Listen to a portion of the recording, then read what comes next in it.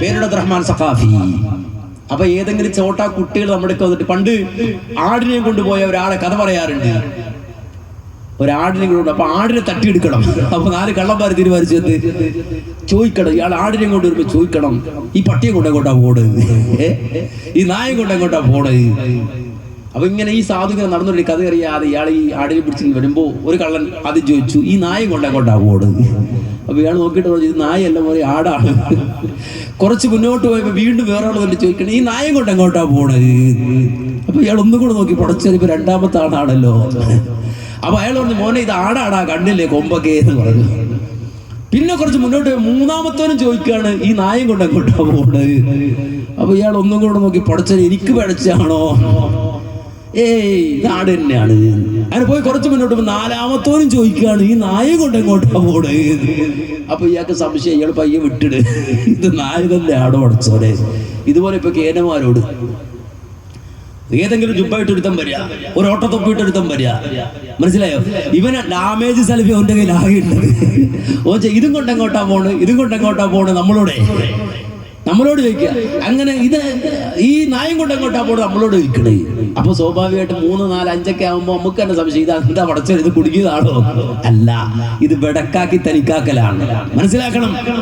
ഈ മനോഹരമായത് ലോക സമൂഹത്തിന്റെ മുന്നിൽ അഭിമാനപൂർവ്വം നമ്മുടെ നേതാക്കൾ, ബഹുമാനരായ പണ്ഡിതന്മാർ, കെ മൗലവിയെ പോലെ, ഉമർ മൗലവിയെ പോലെ ലോകമറിയുന്ന അറിയുന്ന പണ്ഡിതന്മാർ, വിശ്വോത്തര പ്രതിഭകൾ, അവർ നയിച്ചു കൊണ്ടുവന്ന പ്രസ്ഥാനം ഇത്.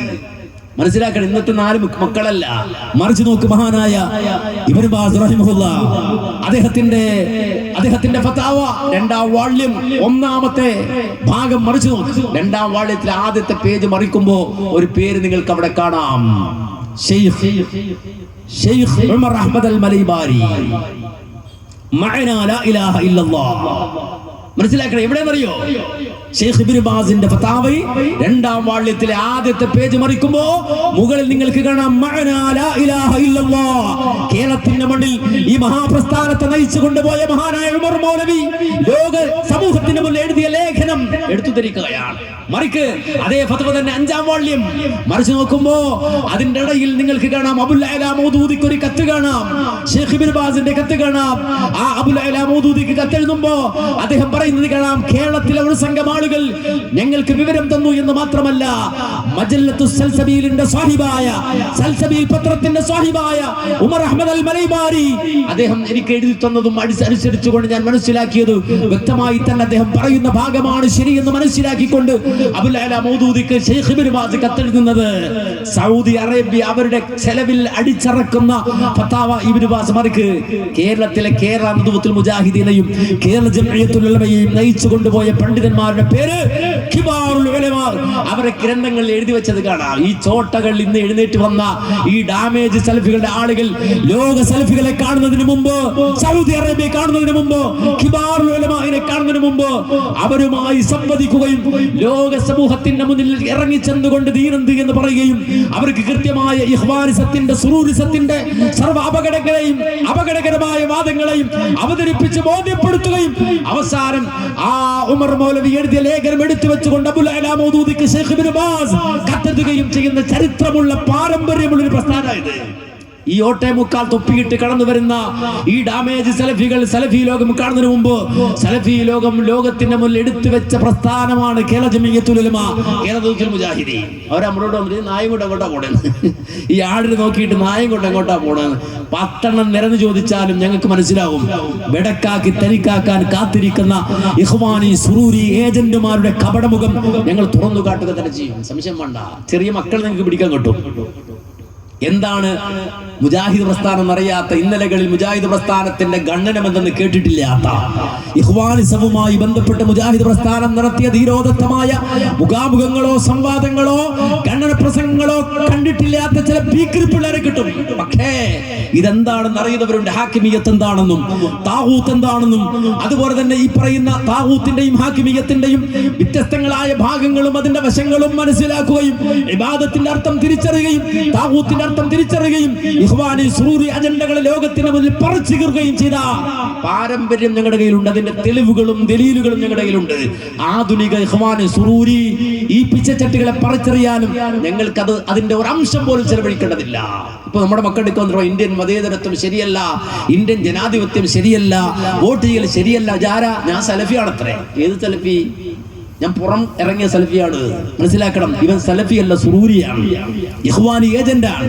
അത് കൃത്യമായി തന്നെ ഉമർ മൗലവി ആ കാലഘട്ടങ്ങളിൽ നടത്തിയ പടയോട്ടം പോലെ, ഇഖ്വാനിസത്തിനെതിരെ നടത്തിയ പടയോട്ടം പോലെ പുതിയ പടയോട്ടം പുതിയ കാലത്ത് പുതിയ മക്കൾക്കിടയിൽ നടത്തിയിട്ടില്ലെങ്കിൽ ഇവർ നവ ഇഖ്വാനികളായി നവ സുറൂരികളായി നമ്മുടെ മക്കളെ കേടുവരുത്തും. പേര് എന്നിട്ട് നമ്മുടെ തലയിട്ട് തരും. സലഫി എന്നുള്ള പേര് ഇവർ ഉപയോഗിക്കുള്ളൂ, ചാറാക്കാൻ വേണ്ടിയാണ്. സലഫി എന്ന പേര് ഇവർ ഉപയോഗിക്കുള്ളത് ചാറാക്കാൻ വേണ്ടിയാണ്. എന്ന് പറഞ്ഞാൽ ഈ രാജ്യത്ത് നമുക്കൊരു പാരമ്പര്യമുണ്ട്. ആ പാരമ്പര്യം മക്കത്ത് നിന്ന് ഇങ്ങോട്ട് വന്ന പാരമ്പര്യമാണ്, മദീനത്ത് നിന്ന് ഇങ്ങോട്ട് വന്ന പാരമ്പര്യമാണ്. മനസ്സിലാക്കല്ല, ഇവിടുന്ന് അങ്ങോട്ട് വണ്ടി കയറി പാരമ്പര്യമല്ല.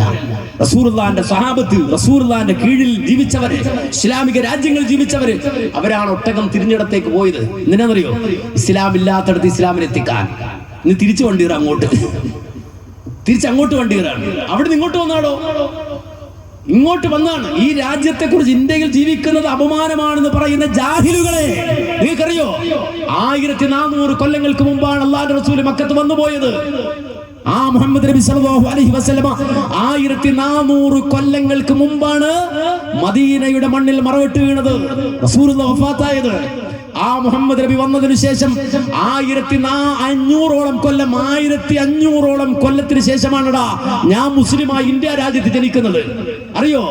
ഇന്ത്യ രാജ്യത്ത് ഞാൻ മുസ്ലിമായിട്ടാണ് ജനിച്ചത്. എന്റെ വാപ്പ മുസ്ലിമാണ്, എന്റെ ഉമ്മ മുസ്ലിമാണ്, എന്റെ വല്ലുപ്പ മുസ്ലിമാണ്, എന്റെ വല്ലുമ്മ മുസ്ലിമാണ്.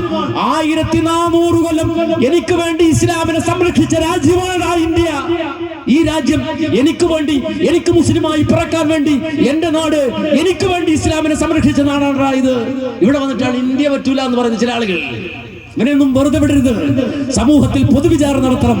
കരുതിച്ചാൽ 1400 കൊല്ലങ്ങൾക്ക് ശേഷം ഈ പടന്നയിൽ മുസ്ലിമായി ജനിച്ച മക്കളുണ്ട് ഇവിടെ എന്ന് പറഞ്ഞാൽ അർത്ഥം എന്താ അറിയോ?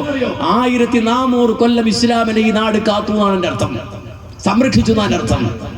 ആ കൂർമതിയുടെ ഈ രാജ്യത്തോട്, ഈ രാജ്യത്തിന് വേണ്ടിയിട്ട് സമരം ചെയ്യാനും സ്വാതന്ത്ര്യ സമരത്തിൽ പങ്കെടുക്കാനും ആ ഒറ്റ ശുക്ർ മതി, ഒറ്റ ശുക്ർ. 1400 കൊല്ലം എനിക്ക് മുസ്ലിമായി ജീവിക്കാൻ ഇടം വെച്ച, അതിന് അവസരമൊരുക്കിയ ഒരു രാജ്യത്താണടാ, ഇന്ത്യ എന്ന രാജ്യത്താണടാ ഞാൻ ജീവിക്കുന്നത് എന്ന് അഭിമാനം പറഞ്ഞാൽ മതി. അവിടെയാണ് ഇന്ത്യ മതേതരത്വ ജനാധിപത്യമാണ്, കുഫറിന്റെ നാടാണ് എന്ന് പറഞ്ഞിട്ട് വണ്ടി കയറാൻ നിൽക്കണേ. കാക്ക, ഇതൊന്നും ചെറിയ കാര്യമായിട്ട് കാണരുത്, ഇതൊന്നും ചെറിയ കാര്യമായിട്ട് കാണരുത്. ഇന്ത്യയിലേക്ക് തേടി വന്നിട്ടുണ്ട് മുൻഗാമികൾ ഈ നാട്ടിൽ. എന്തിനാണെന്നറിയോ? അവർ റസൂലുള്ളാഹിനെ എടുക്കുന്ന, സ്വഹാബത്തിനെ എടുക്കുന്ന വന്നത്, വലിയ വലിയ ആലിമീങ്ങൾ എടുക്കുന്ന വന്നത്. എന്തിനാണെന്നറിയോ? ഈ നാട്ടിൽ ഇസ്ലാം പറയാൻ. അങ്ങനെ ഉണ്ടായതാ, അങ്ങനെ വളർന്നതാ ഇവിടെ ഇസ്ലാം. ഒരു കാലം ഇവിടെ കഴിഞ്ഞു പോയിട്ടുണ്ട്, ഒരു കാലം ഇവിടെ കഴിഞ്ഞു പോയിട്ടുണ്ട്. അതാണ് മഹാനായ ഉമർ ഖാലി പറഞ്ഞത്. തറവാടിന്റെ പേരിൽ മഹത്വം പറഞ്ഞ് ചില നാടൻ മുസ്ലിം നാമധാരികൾ, കാനേശുമാരികൾ കുന്തളിപ്പ് നടത്തിയപ്പോ മഹാനായ ബഹുമാന ഉമർ ഖാലി ചോദിച്ചില്ലേ, അയാ ഫാഖിറം ബിൻ നസബി കൈഫ തഫാഖുറു വഅസ്ലൂകു മിൻ ഖബലു തീയമ്മനായരു വആശാരി മൂശാരി വമണ്ണാനു പാണരു വഖയപ്പാരു ചെട്ടി വനായാടി പറയരു. പോയി നോക്കണം നിന്റെ വാപ്പയാരാണ്, ആരാണ് നിന്റെ അസ്ലെന്തെന്ന് നോക്ക്. ആശാരി മൂശാരി മണ്ണാന് പാണന് പറയരക്കായി ജീവിച്ച മനുഷ്യർക്കിടയിലേക്ക് വന്നതാ മനുഷ്യര്. ദീനെത്തിക്കാൻ, ഇസ്ലാമില്ലാത്ത നാട്ടിൽ ഇസ്ലാം എത്തിക്കാൻ വന്ന ആളുകളാണ്. ആ കാലം കഴിഞ്ഞുപോയി. അവിടെ നിന്ന് ഇസ്ലാമിനെ ഏറ്റെടുത്തു ഈ നാട്. ഇവിടെ നമുക്കറിയാം 2ാം ഭൂരിപക്ഷമാണ് മുസ്ലിങ്ങൾ. ന്യൂനപക്ഷം നമ്മൾ പറയും, യഥാർത്ഥത്തിൽ 2ാം ഭൂരിപക്ഷമാണ് ഇന്ത്യ രാജ്യം. നാളിതുവരെ നമ്മൾ ഇവിടെ ജീവിച്ചു. ഇന്ത്യക്ക് സ്വാതന്ത്ര്യം കിട്ടിക്കഴിഞ്ഞപ്പോ ഒരു ഭരണഘടന ഇവിടെ ഉണ്ടായി. ആ ഭരണഘടനയിൽ നമുക്ക് എഴുതി തന്നു ജുഡീഷ്യറി പ്രൊട്ടക്ഷൻ, പാർലമെന്ററി പ്രൊട്ടക്ഷൻ, അതുപോലെ തന്നെ മറ്റു രംഗത്തുള്ള പ്രൊട്ടക്ഷൻ, നമ്മുടെ സ്വാതന്ത്ര്യം, മതസ്വാതന്ത്ര്യം, ഇതൊക്കെ തന്നു ഒരു രാജ്യം. ആ രാജ്യത്തെ സംബന്ധിച്ചിടത്തോളം അതിന്റെ പ്രതിസന്ധി നമ്മുടെ പ്രതിസന്ധിയാണ്, അതിന്റെ പ്രയാസം നമ്മുടെ പ്രയാസമാണ്. അവിടെ ഫാഷിസം വിളങ്ങി ആടുന്നുവെങ്കിൽ അതിനെ മതേതരത്വം കൊണ്ട് അതിനെ പ്രതിരോധിക്കുന്നത് നമ്മുടെ ബാധ്യതയാണ്. അത് തിരിച്ചറിയണം. അതിനെതിരെ പലതരത്തിലുള്ള ക്യാമ്പയിനുകളും നമ്മുടെ ചുറ്റുഭാഗം നടക്കുമ്പോ ഞാനൊന്നും അറിഞ്ഞില്ല നാമനാരായണ എന്ന് പറഞ്ഞിട്ട് തലമുറിച്ചുന്ന അവസ്ഥ നമുക്ക് ഉണ്ടാകരുത്. നേരെ മറിച്ച് നമ്മുടെ മുൻഗാമികൾ നമുക്ക് മാതൃകയാണ്. ബ്രിട്ടീഷ് ഇന്ത്യയിൽ നിന്നുകൊണ്ട് രാജ്യത്തെ ഒറ്റുകൊടുക്കാൻ വേണ്ടിയിട്ട് ഇഖ്വാനികൾ കടന്നു വന്നപ്പോ ഭാരതത്തിൽ വരുന്ന മതേതരത്വ ജനാധിപത്യം, ഇന്ത്യ രാജ്യത്ത് വരാനിരിക്കുന്ന മതേതരത്വ ജനാധിപത്യം ഈ ഇസ്ലാമിനും ഈമാനിനും ഘടകവിരുദ്ധമാണെന്ന അബൂൽ അല മൗദൂദിയുടെ പ്രത്യയശാസ്ത്രം കേരളത്തിൽ പ്രചരിപ്പിച്ചപ്പോ അതിനെതിരെ ആദ്യമായി ലേഖനം എഴുതിയ ആളിന്റെ പേരാണ് കെ മൗലവി. അറിയോ നിങ്ങൾക്ക് കെ മൗലവി?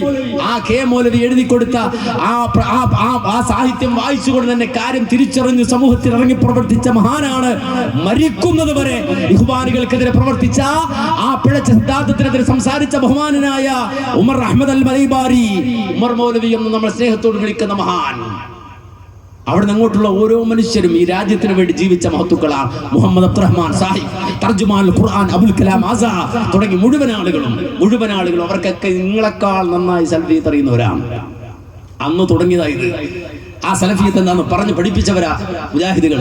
അപ്പോ വളരെ കൃത്യമായും കണിശമായും നമ്മുടെ ആദർശം സമൂഹത്തിന്റെ മുന്നിൽ അവതരിപ്പിച്ച് നമുക്കൊരിക്കലും രാത്രിയിൽ ഇരുളിന്റെ മറവിൽ നിന്നുകൊണ്ടല്ല നമ്മൾ കാര്യം പറയേണ്ടത്. നമുക്ക് അങ്ങനെ ഒരു നിലപാടില്ലേ. നേരെ മറിച്ച് നമുക്ക് അകത്ത് പറയാനുള്ളതും പുറത്തു പറയാനുള്ളതും ഒന്നാണ്, സമൂഹത്തിന്റെ മുന്നിൽ അവതരിപ്പിക്കാനുള്ള ഒന്നാണ്. അത് വിശുദ്ധ ഖുർആനിന്റെയും തിരുസുന്നത്തിന്റെയും തെളിച്ചമാർന്ന ആദർശമാണ്. അതൊരു പോരാട്ടമാണ്. അതുകൊണ്ടാണ് മുജാഹിദ് എന്ന് പേരിട്ടത്. പലരും ചോദിച്ചോ പേര് മാറ്റിക്കൂടെ? ചില ആളുകൾ പേര് മാറ്റിയല്ലോ, സലഫി എന്നുള്ള മുജാഹിദ് എന്നുള്ള പേരൊക്കെ മാറ്റി ഇംഗ്ലീഷ് പേരെ കിട്ടല്ലോ, ഇഷ്ടം നമുക്ക് പേരിട്ട് എന്ത് പറഞ്ഞാലും എല്ലാ സലഫിയത്തെ ഒഴിവാക്കി അത് സുറൂരിസത്തിന്റെ അടയാളമാണ്. ആ പേരൊക്കെ ഇട്ട് പല ആളുകളും പ്രവർത്തിച്ചുകൊണ്ടില്ല, അവർക്ക് അപമാനമാണ്. പക്ഷെ ഞങ്ങൾക്ക് ദീൻ മുജാഹിദ് എന്ന് പേരിട്ട് തന്നത് അഭിമാനമാണ്. കാരണം വെച്ചാൽ എന്താണ് യഥാർത്ഥ ജിഹാദ്? നാടിന് വേണ്ടിയുള്ള ജിഹാദ്, സമൂഹത്തിന് വേണ്ടിയുള്ള ജിഹാദ്, സലഫിയത്തിന്റെ യഥാർത്ഥമായ മാധുര്യം എന്ത് എന്ന് സമൂഹത്തോട് ഉറക്കെ പറയാൻ കെൽപ്പുള്ളവരാണ്, അതിന് അറിവുള്ളവരാണ്, അതിന് പ്രാപ്തരാണ് മുജാഹിദ് പ്രസ്ഥാനത്തിന് നേതൃത്വം എന്ന തിരിച്ചറിവിൽ തന്നെയാണ് ഞങ്ങൾ ഓരോരുത്തരും പ്രവർത്തിച്ചു കൊണ്ടിരിക്കുന്നത്. അതുകൊണ്ട് നമ്മുടെ ദൗത്യം തൗഹീദിന്റെ മാർഗത്തിൽ, സുന്നത്തിന്റെ മാർഗത്തിലുള്ള ദൗത്യം അല്ലാഹു സുബ്ഹാനഹു വ തആല നമ്മുടെ മുൻഗാമികൾ പണിയെടുത്തതിന്റെ പ്രതിഫലനം നമുക്ക് കാണിച്ചു തരാണ്. മുജാഹിദ് പ്രസ്ഥാനത്തെ എതിർക്കാൻ രൂപപ്പെട്ട സംഘടനകൾ പോലും ഇന്ന് മുഹമ്മദ് അബ്ദുൽ വഹാബിന്റെ മഹത്വം പറയുന്ന, ശൈഖുൽ ഇസ്ലാം ഇബ്നു തൈമിയുടെ മഹത്വം പറയുന്ന, അവരുടെ കിതാബുകൾ ഓതി പഠിക്കുന്ന സാഹചര്യത്തിലേക്ക് പരിണമിച്ചുവെങ്കിൽ നമ്മുടെ പരിശ്രമം അവിടെ കൊണ്ട് അവസാനിക്കാനുള്ളതല്ല. നേരെ മറിച്ച് നമുക്ക് മുന്നോട്ട് പോകണം. തൗഹീദിന്റെ വീതിയിൽ സുന്ദരമായി പടപ്പുറപ്പാടായി മുന്നോട്ട് പോകണം. നമ്മെ സഹായിക്കുന്ന അള്ളയാണ്, പടച്ചവനാണ്, നമ്മെ പ്രതാപിയാക്കുന്ന റബ്ബാണ്, നമ്മുടെ പ്രശ്നങ്ങൾ പരിഹരിക്കുന്നത് അല്ലാഹുവാണ്. ആ റബ്ബിൽ പൂർണ്ണമായി തവക്കുലാക്കണം എന്ന് പ്രത്യേകം ഉണർത്തുകയാണ് അല്ലാഹു സുബ്ഹാനഹു വ തആല. ഇത്രയും നേരം ഈ തൗഹീദിന്റെ മാർഗത്തിൽ, സുന്നത്തിന്റെ മാർഗത്തിൽ പ്രവർത്തിച്ച, അധ്വാനിച്ച, പരിശ്രമിച്ച മനുഷ്യർ, അല്ലാഹുവേ ഞങ്ങൾക്ക് അർഹമായ പ്രതിഫലം നീ നൽകി അനുഗ്രഹിക്കണേ അല്ലാഹ്. അല്ലാഹുവേ ഈ തൗഹീദിന്റെ സരണിയിൽ കൂടുതൽ കൂടുതൽ പ്രവർത്തിക്കാൻ ഞങ്ങൾക്ക് നീ തൗഫീഖ് തന്ന് അനുഗ്രഹിക്കണേ അല്ലാഹ്. അല്ലാഹുവേ വളരെ കുറച്ച് അധ്വാനിക്കുന്നവരാണ് ഞങ്ങൾ, വളരെ കുറച്ച് പ്രവർത്തനമുള്ളവരാണ് ഞങ്ങൾ. അല്ലാഹുവേ ഒന്നും സമ്പാദ്യമായിട്ടില്ലാത്തവരാണ് ഞങ്ങൾ. അല്ലാഹുവേ നിന്റെ ഫദ്ല് കൊണ്ട് ഞങ്ങൾ നീ ഉയർത്തണേ അല്ലാഹ്. അല്ലാഹുവേ ഞങ്ങൾക്ക് ഇൽമും ഫഹ്മും നീ തരണേ അല്ലാഹ്. അല്ലാഹുവേ നിന്റെ ഖുർആൻ, നിന്റെ കലാം ഗ്രഹിക്കാൻ, അല്ലാഹുവേ നിന്റെ പ്രവാചകന്റെ സുന്നത്തിനെ മനസ്സിലാക്കാൻ ആവശ്യമായ ഇൽമും ഫഹ്മും ഞങ്ങൾക്ക് നീ പ്രദാനം ചെയ്ത് അനുഗ്രഹിക്കണേ അല്ലാഹ്. അല്ലാഹുവേ ഞങ്ങളുടെ മക്കളെ നീ സ്വാലിഹീങ്ങളാക്കണേ അല്ലാഹ്. അല്ലാഹുവേ നിന്റെ മാർഗത്തിൽ പ്രവർത്തിക്കുന്ന മക്കളായി ഞങ്ങളുടെ മക്കളെ നീ സ്വീകരിക്കണേ അല്ലാഹ്. അല്ലാഹുവേ നാടിന് നന്മ ചെയ്യുന്ന മക്കളാക്കി ഞങ്ങളുടെ മക്കളെ നീ വളർത്തി തരണേ അല്ലാഹ്. അല്ലാഹുവേ ഞങ്ങളുടെ ഉപ്പമാർ, ഉമ്മമാർ, ഞങ്ങൾക്ക് വേണ്ടി ജീവിതം നയിച്ചവർ, ഞങ്ങൾക്ക് വേണ്ടി പ്രാർത്ഥിച്ചവർ, ഞങ്ങൾക്ക് വേണ്ടി അധ്വാനിച്ച് കണ്ണുകുടിഞ്ഞു പോയവർ, അല്ലാഹുവേ ഞങ്ങളെ സ്വപ്നം കണ്ട് ഞങ്ങളുടെ വളർച്ച ആഗ്രഹിച്ച ഞങ്ങളുടെ ഉപ്പമാർ, ഉമ്മമാർ, അല്ലാഹുവേ അവരിൽ പലരും ഖബറിലാണ് അല്ലാഹ്. അല്ലാഹുവേ അവരുടെ ഖബറിടം നീ വിശാലമാക്കണേ അല്ലാഹ്. അല്ലാഹുവേ സ്വർഗ്ഗപൂന്തോപ്പാക്കണേ അല്ലാഹ്. അല്ലാഹുവേ ഞങ്ങളുടെ ഉപ്പമാരുടെ ഖബറുകളിൽ, ഉമ്മമാരുടെ ഖബർ